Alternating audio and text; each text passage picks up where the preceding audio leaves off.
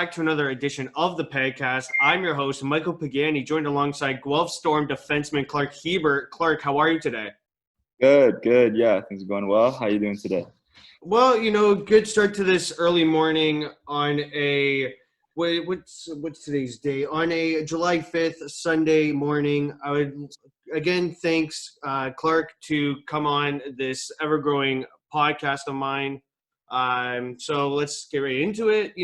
Lots of people have been watching Netflix during this coronavirus pandemic. What have you been doing during quarantine? Yeah, not a whole lot. Trying to stay off Netflix. It's tempting everyone. It's pretty easy to turn on a show and just relax, but trying to get outside, trying to hang out with some friends, just up at the cottage right now, just enjoying some time off, getting in the water, stuff like that. So yeah, basically just trying to stay busy to change of pace, but I'm enjoying it. Have you been watching any sports that have returned? Honestly, no, not too much. It's pretty disappointing with nothing really to watch. So unfortunately, I can't watch too much right now. But yeah, it is what it is. So. Now let's get into your story a bit here. Who influenced you to start hockey? Well, my family played hockey growing up. So my dad liked to play hockey growing up, and my older brother played rep growing up as well. So I was just kind of thrown into it at a young age, and then just kind of stuck with it ever since. What were some of your fondest memories growing up as a hockey player? Man, I don't know. Probably I played house league when I was young. Then I made the switch to rep, and it was a big adjustment. I just remember going to the rink every day instead of 2 to 3 times a week, and it was just a big jump. But I always enjoyed it and never really looked back. So that was always fun. And then from there, probably getting drafted was a pretty big accomplishment because it kind of felt like some hard work paid off. And yeah, I definitely remember that for the rest of my life. So those are probably some of my fondest memories. Is there a player who you want to emulate or model your game after? Yeah, for sure. I mean, you always see those players up there, the great skaters, the great shooters, all those guys. I mean, if I could pick a guy I want to be like, I like Nylander a lot. I like he's obviously a forward, but I just like his skating. If I could replicate that as a defenseman, I think he could do some damage for sure in any league. So. Going with that, you did grow up in Oakville. What NHL team did you cheer for?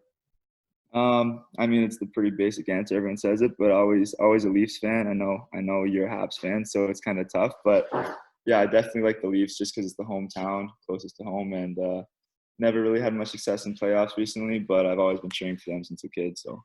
Well, watching the Leafs go up 4-1 is always joyful for me because especially when they went for up 4-1 against the Habs, and then Kasperi Kapanen did throw his stick, so that was a whole that unraveled well for me. With the Habs coming back and winning, I did believe the Habs swept the Leafs in this year's season series, so good for me.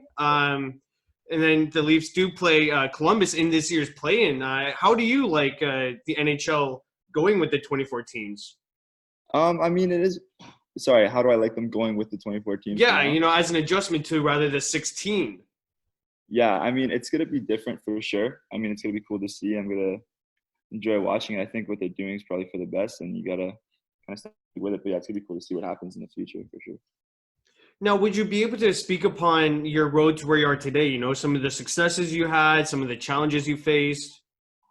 Yeah, for sure. So there's a lot of ups and downs, obviously. I mean, it was my first year in the league, so you just got to have a short memory. No one has a perfect season, and everyone has bad games. So, just got to once forget the bad moments, have a pretty short memory. But yeah, it's definitely a big adjustment. I played in Milton my first year junior. I think we only won a few games. So you got to remember it's just not about one season, right? It's kind of a grind. So got through the season, made some friends, had some good times. Went to Burlington last season, played junior A for the Cougars.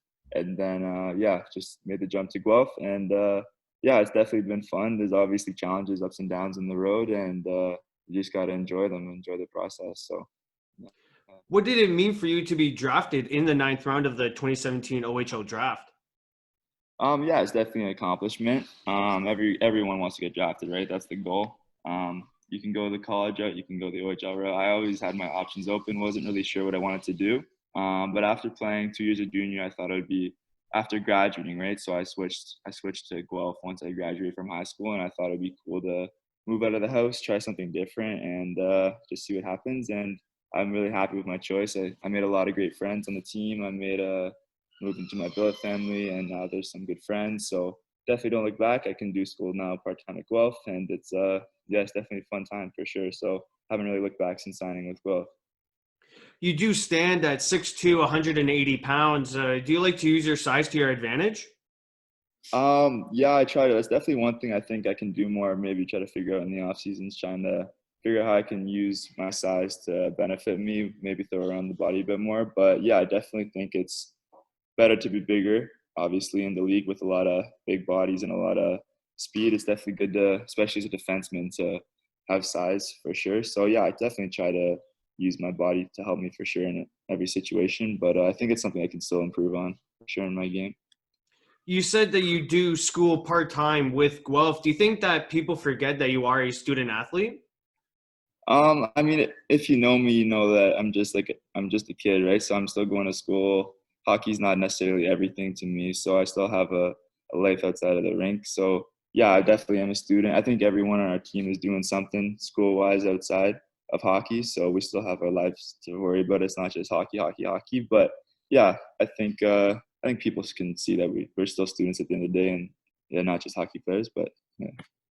How do you deal with some of the challenges that come with balancing school and hockey? Yeah, I mean, it's definitely tough. You're on the road a lot and you have a lot of road trips and not a lot of time to do your schoolwork, but it's always good to just bring your laptop and grind out whatever you need to do for school. And school is definitely really accommodating. If they want to help you, they will. And if you ask for help, they're always going to be there to help you. So, yeah, I mean, if you're going to get in you're going to get out what you put into it. So if you want to work hard at school, you can. And yeah, the coaches and all the staff are really accommodating too. If you have some schoolwork, they'll help you out and you can take your time to do whatever you need. So yeah, it can go smoothly if you put the work in. What would you say is a typical game day for you? Yeah, so that's a good question. We usually have around 7:30 games on Fridays at the Selena Center. So we'll wake up, we'll go to the rink. Everyone has to be there for 9 o'clock.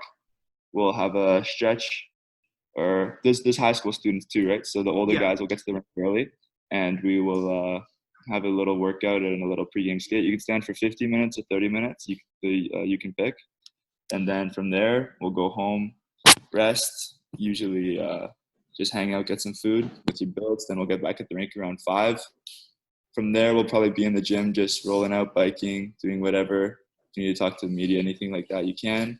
And then just doing everything you need to do. Really, everyone has a bit of a different pregame ritual, but yeah, at the end of the day, we'll get on 30 minutes before a game, then to get off, I flood it, then we're back on the ice. So it's pretty consistent every single weekend, pretty similar. So yeah, it's good to get into the habits and the groove of that. Yeah. What would you say is your pregame routine? Well, I had a lot of pasta. My billets love to give me the pasta. So before every game, even if it's on the road, I grab a container of pasta before every game, and then get to the rink, tape your sticks. Mine's honestly not too crazy compared to some of the other guys on our team, but I would just do, I don't know, the basic, tape your stick, do all that stuff, get ready to go, get on the bike for 20 minutes, listen maybe the same song once or twice, and then get on the ice. Would you say that the tape job matters? Like if you're in a cold streak, would you go from maybe the candy cane to just maybe one line of tape? I don't know if I'd make anything that big of a difference, but I definitely will switch my sticks or switch my laces or go white to black, black to white, depending on how the season's going for sure. Yeah. Now, oh, sorry. No, you're good. You're good. Okay. Well, during the season, I do understand that there are school day games and teddy bear toss games. Does that switch up your routine at all?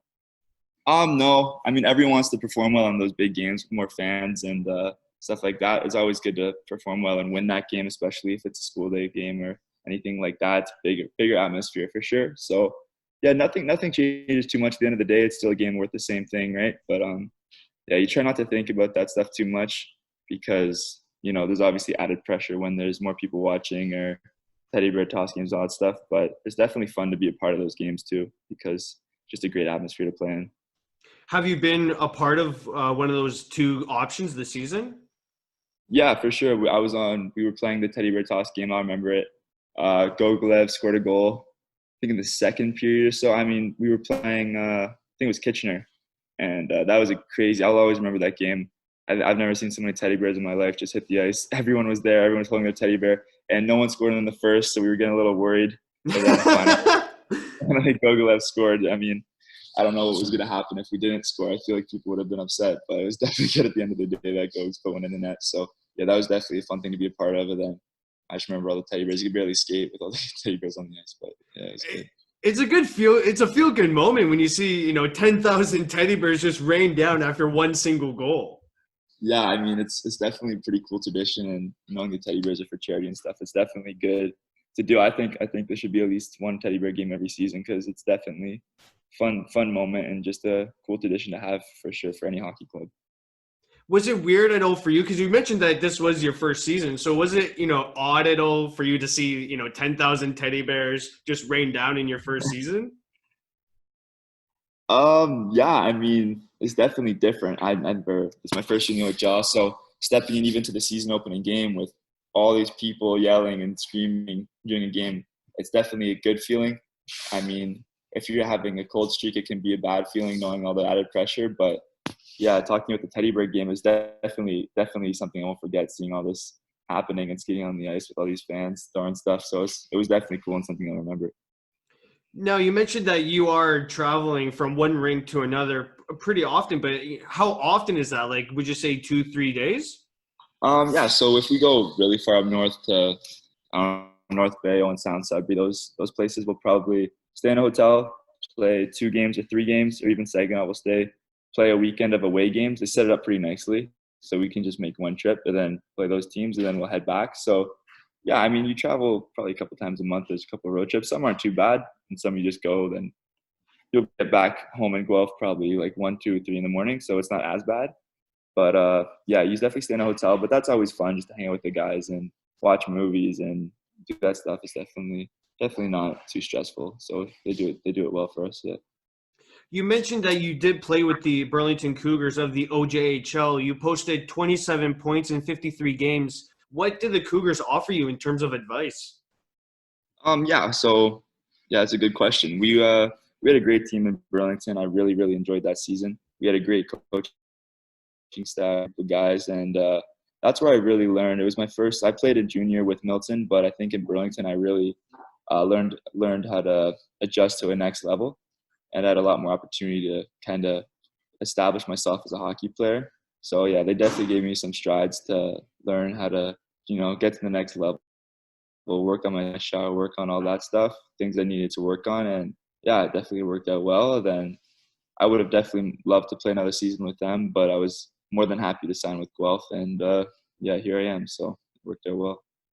You did have Nico Dawes as your attendee, between the pipes. He is expected to be drafted this year. He did play in the World Juniors. What are you able to say about his play? Yeah, well, yeah, Dawsey's a great guy on and off the ice. He really proved himself last season. I mean, he went from backing up, being a backup goalie, then he just came in, shocked the world out of nowhere, was able to play on I think the All-Star team he called up. He did a great job to Canada.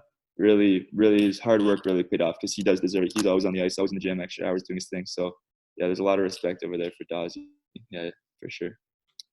What would you say is your biggest takeaway from this season?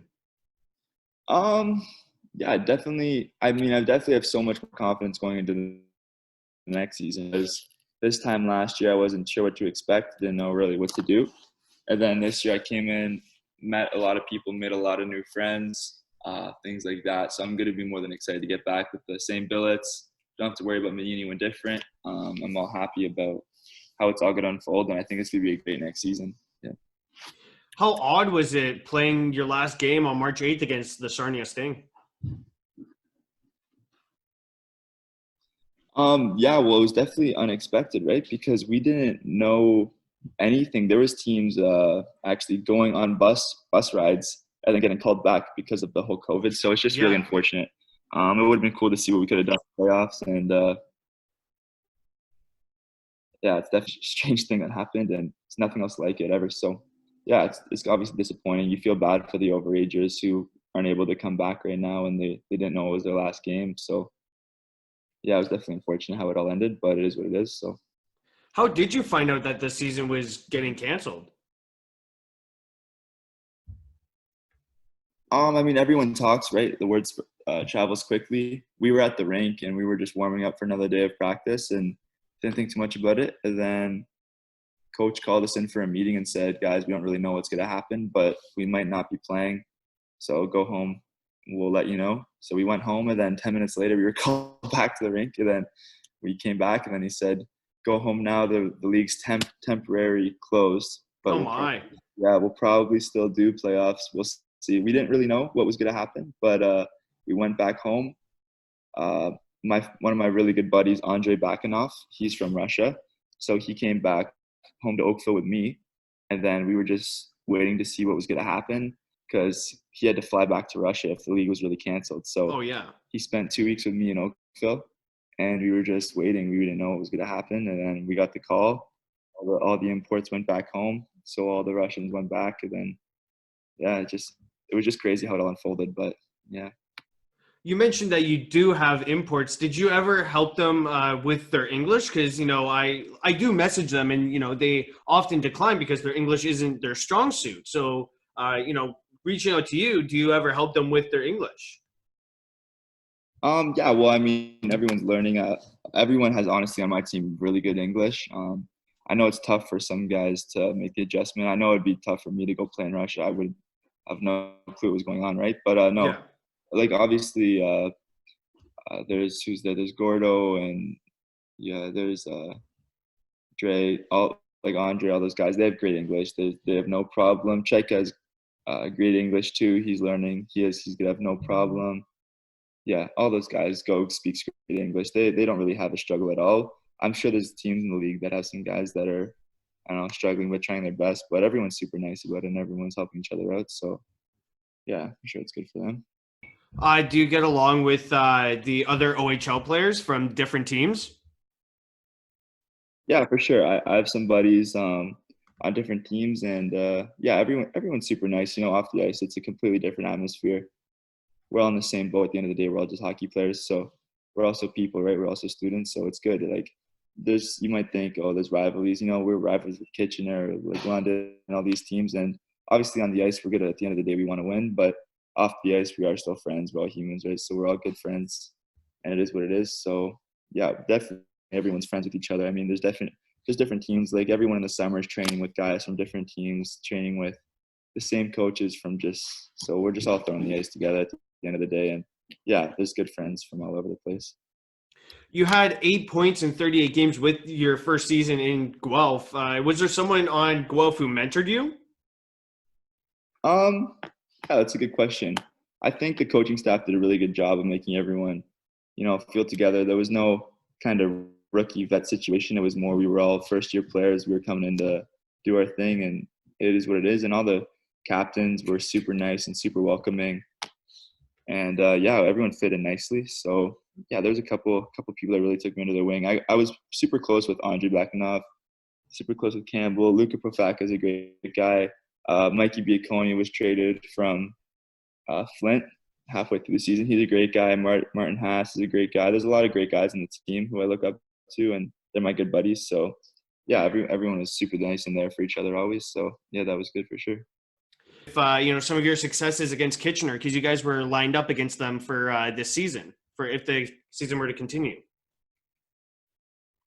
Yeah, no, Kitchener's a great team. They're one of the best rinks to play in my opinion. I think they got a great fan base. It would have been cool. It would have been cool to play them. I know there's some guys on the other team that really want to beat us, and then obviously at the end of the day, we really want to beat them too. So it definitely would have been a good matchup. They're a great team, and they have some great players, and they're highly skilled. So it would have been fun to definitely play them. I think it would have been a good series to watch if we ended up playing them. It would have been interesting for sure to see how that would have unfolded. Any advice for aspiring hockey players? At the end of the day, if you love doing it, you may as well do it, right? If you love the game and you want to play at the end of the day, it doesn't matter where you're playing or how high of a level you're playing. If you love the game, just keep working hard, right? And then at the end of the day, you will enjoy it. You'll make some friends. I know if I never played hockey, I wouldn't know any of my friends I know today. So you're gonna meet a lot of people. You might not play in the NHL, but at the end of the day, it's all about the progress, right? So I have a lot of great friends, a lot of lifelong friends. I have a lot of great coaches and mentors in my life right now. And whether you're playing the OHL or whether you're just playing in a house league just for fun, you get to have a good time either way. And it's it's definitely fun to set your mind to something. You learn a lot of life lessons, and you definitely grow as a person off and on the ice with hockey too. So it's a great sport. Just keep working hard, and anything can happen for sure. All right, well, I'd like to thank Clark Hiebert, the Guelph Storm defenseman, for joining me on today's Pagcast. Thank you again, Clark. Yeah, for sure. Thanks so much for having me. Keep working hard at your podcast. You're gonna do a lot of great things for sure.